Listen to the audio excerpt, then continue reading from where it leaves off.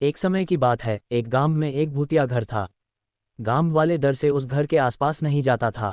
गांव वालों का मानना था कि उस घर में एक जादूगर लड़की की आत्मा रहती है। एक दिन गांव के कुछ साहसी बच्चे उस भूतिया घर में जाने का और उस घर में घूमने का फैसला किया। बच्चे जब घर के सामने गए तो देखा सिर्फ खिड़की खुली हुई है, और वे सभी उसी खिड़की से अनादर चले गए। वे अंधेरे में घर के अंदर घूम ही रहे थे कि अचानक से खिड़की बंद हो गई। ये देखकर सारे बच्चे डर गए।